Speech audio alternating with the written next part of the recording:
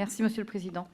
Donc moi, j'aurais la même question que mon collègue Alexandre Rollereuil sur le chiffrage de la mesure Caribac et l'impact sur les recettes d'impôt sur les sociétés, si vous pouviez nous donner un peu une estimation. Alors par ailleurs, moi je tenais à vous dire que je ne partage pas du tout le discours qui consiste à prétendre que la France a le niveau d'impôt le plus élevé. Le niveau de prélèvement en France, il englobe des cotisations sociales qui servent à couvrir des prestations, et donc on compare systématiquement des choses incomparables. Et puis par ailleurs, s'il vous plaît, ne confondez pas le taux et le niveau de prélèvement. On peut avoir des taux élevés et des assiettes très basses.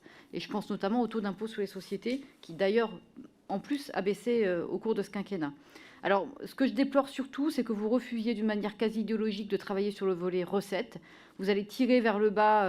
Vous avez tiré vers le bas la proposition de seuil minimal d'impôt sur les sociétés des filiales des groupes qui a été proposée à l'OCDE, alors que l'administration Biden, et on en avait discuté la dernière fois que vous êtes venu en audition, présentait une proposition ambitieuse de 21%, la France n'apportait qu'un petit 15%. Ce taux, je vous le dis tout net, il ne suffira pas du tout à lutter contre les phénomènes de concurrence déloyale exercés par les États qui pratiquent ces taux d'imposition.